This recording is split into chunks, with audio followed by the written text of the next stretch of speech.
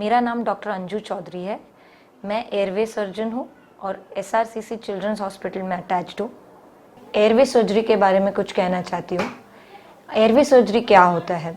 Airway surgery में हम बच्चों की श्वास की नली में अगर कोई दबाव है, अगर कोई सूजन है, तो उसको दूरबीन के ज़रिए से देखते हैं और उसका जल्द से जल्द इलाज करके उन्हें अच्छा करने की कोशिश करते हैं। हमारा श्वास का रास्ता नाक से शुरू होता है। नाक के पीछे, मुंह के पीछे के हिस्से से नीचे जाकर गर्दन में जो वॉइस बॉक्स होता है, जिसे स्वर पेटी कहते हैं, वहाँ कनेक्ट होता है। वहाँ से नीचे जाकर एक पाइप नली बनती है जो सीने में जाकर दो हिस्सों में डिवाइड होकर दो फेफड़ों को हवा सप्लाई करती है। इस पूरे रास्ते में कहीं पर भी अगर किसी भी तरह का दबाव हो या सूजन हो तो बच्चे को श्वास लेने में दिक्कत हो सकती है, उसकी आवाज़ बदल सकती है, उसे खाना खाने में खाने के टाइम खांसी आना, इस तरह के उन्हें तकलीफ हो सकती है। यह आवाज़ अलग अलग तरह से आ सकती है, जैसे खरांटों की आवाज़ या लेटने पर श्वास में सीटी जैसे बजने की आवाज़, जो एक सीटी की आवाज़ होती है, या गांव में जैसे हम चूल्हे में फूकनी से हवा देते हैं, वैसे एक दबाए हुए पाइप में से हवा जाने की आवाज़, इस तरह की आवाज़ हमें आ सकती है। या कभी कभी अगर खाना खाते टाइम उसे श्वास नली में वो खाना जाता है तो खर खर की आवाज़, ये अलग अलग तरह की आवाज़ों के बच्चे हमारे पास आते हैं। जैसे मैं कुछ बच्चों का आपको वीडियो दिखाकर ये समझाना चाहती हूँ।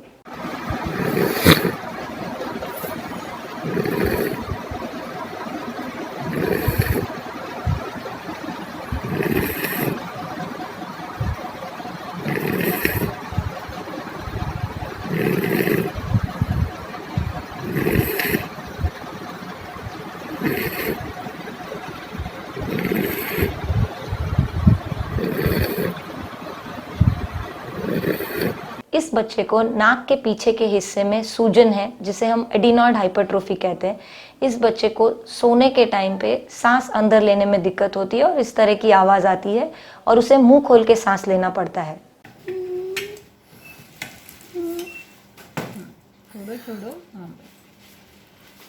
इस बच्चे को दोनों बोलने के तार, स्वर पेटी के बीच में जो तार होते हैं, उनका लकवा, ये तकलीफ है जिसे हम वोकल कॉर्ड पैरालिसिस कहते हैं।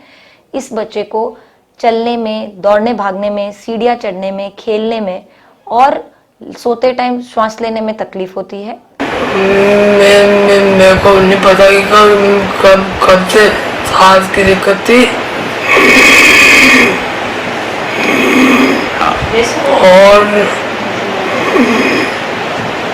इस 15 साल के बच्चे को श्वास की नली जो नीचे की तरफ है उसमें सूजन है, जिससे उसे श्वास लेने में दिक्कत होती है, चढ़ने में, चलने में और यहाँ तक कि बोलने में भी दिक्कत होती है। इस बच्चे को पैदाइशी श्वास की नली पूरी नहीं बनी और खुल नहीं पाई, इसलिए पैदा होते ही वो नीला होने लगा और उसको इमरजेंसी में गले में एक पाइप डालना पड़ा इस ब्लॉक को बाईपास करने के लिए। इसे हम ट्रेकियोस्टोमी ट्यूब कहते हैं और ये बच्चे को कंजेनाइटल लैरिंजियल वेब नाम की तकलीफ है। इन बच्चों की ये ट्यूब निकालने के लिए हमें एक बहुत बड़ी ऑपरेशन करना पड़ता है और उसकी आवाज़ को वापस नॉर्मल लाने के लिए बहुत समय लग जाता है।